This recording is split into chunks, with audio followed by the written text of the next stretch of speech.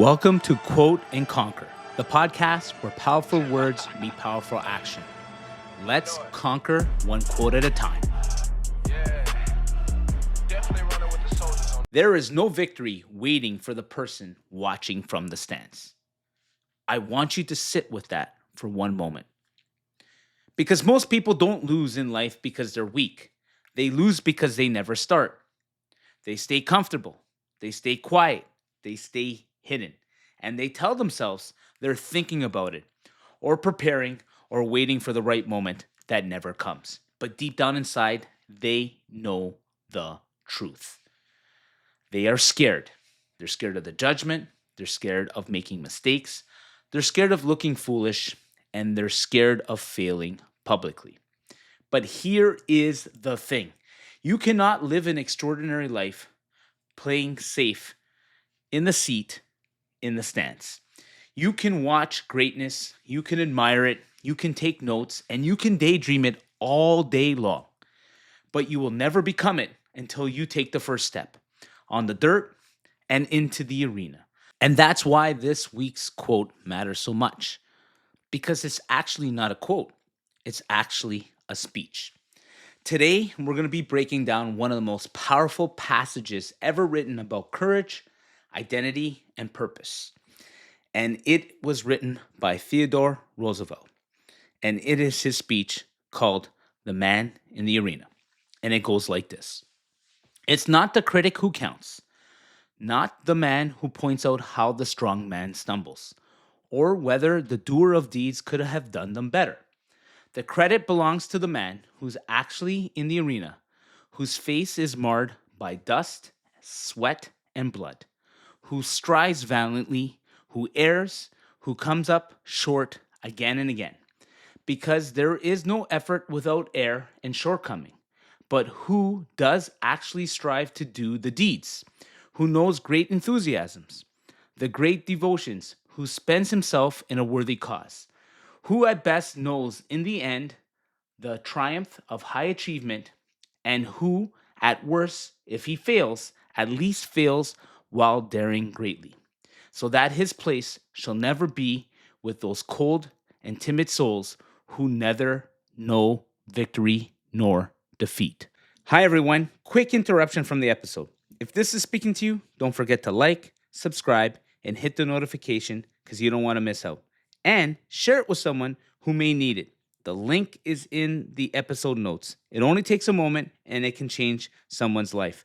I believe in divine timing, and that can put the right message in front of the right person at the right time to make a huge difference. So let's make this happen together. And without further ado, let's get right back in the episode.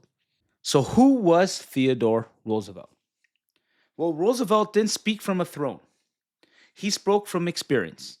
He wasn't born strong. He was weak, constantly sick, and small. Doctors told him that he would never live a long life. Most people would have accepted that, but he didn't. He built himself, brick by brick, physically, mentally, and spiritually. He boxed, he hunted, he fought, he led, and eventually he became the President of the United States. But he lived like a warrior long before he stepped into office. He didn't just talk about courage from the podium. He lived courage before anybody knew his name. Roosevelt didn't just talk about the arena. He lived it every single day. So now I want to talk about two stories on how this speech affected my life. But before I do that, I want to tell you that I listen and read the speech at least once a week, sometimes multiple times a week, because it reminds me that there's going to be naysayers and that I'm going to fail.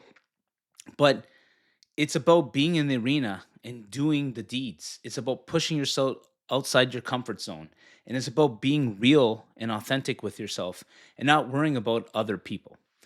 So let me get into this first story because I'm going to share something real for you.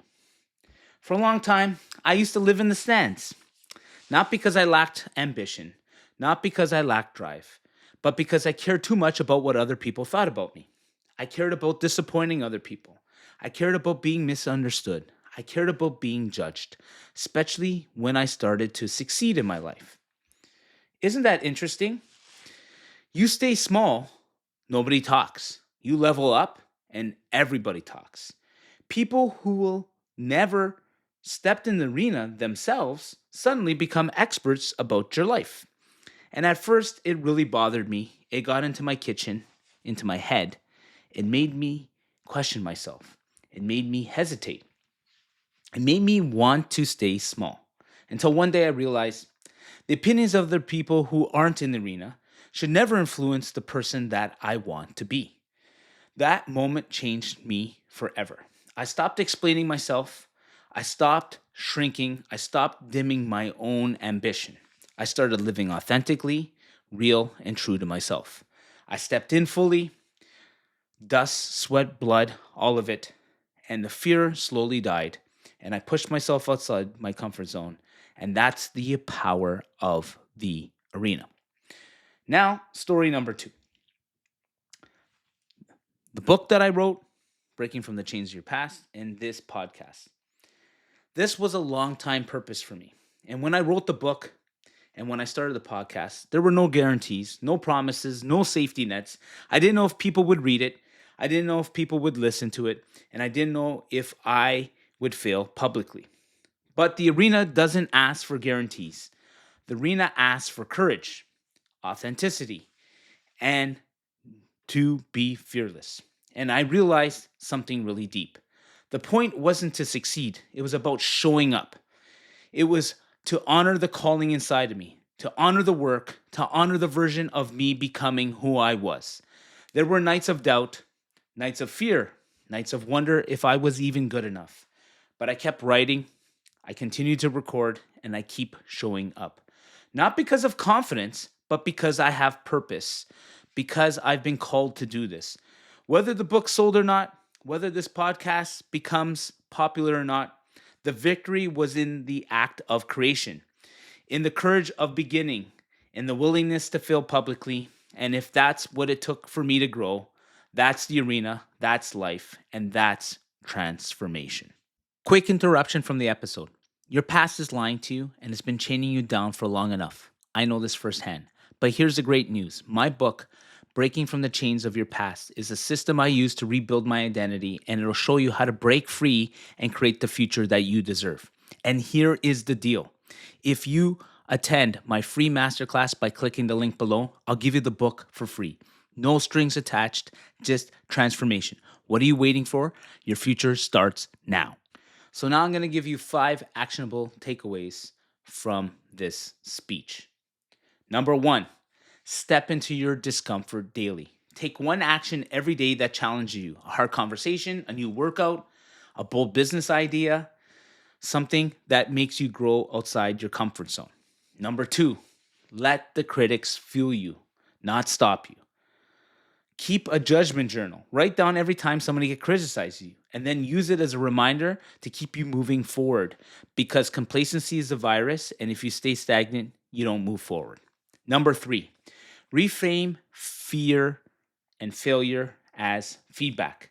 Every time you make a mistake, write down the 3 lessons that you learned from it, take one action the very next day, and make failing a strategy. Don't be shame and guiltful about it. Don't be scared. Push forward. Number 4, take action over planning. Choose one thing that you've been thinking about and start today. Don't wait for tomorrow or several tomorrows, because we know the right time never comes. Even if it's a small step, move forward, because it's okay to suck, but it's not okay to skip. And number 5, lead with purpose, not perfection. Each day, ask yourself, what would purpose demand of me today? Then take that step. Even if you're scared, even if you're unprepared, stay consistent and purposeful towards the actions, and that beats perfection every single day. So let me ask you this. Where are you standing right now? Are you in the stands watching your potential from a safe distance, telling yourself one day, or are you ready to step into the arena? Because the arena is where your destiny is waiting. The arena is where your courage will be tested. The arena is where your identity is forged. The arena is where your future self is calling your name. And remember this, there is no victory waiting for the person watching in the stands. The victory belongs to the one who tries, who dares, who bleeds, who rises, who gets up again and again after being knocked down. This is your moment. This is your calling. This is your arena. Step into it and never forget that. You weren't born to observe, you were born to conquer. Well, that's all for this episode. I hope you guys enjoyed it and you got something out of it, and that way you can go and implement it. Remember, I always say, don't just hear the words, live them. You only live life once. So, what are you waiting for? The world is yours to conquer. Definitely running with the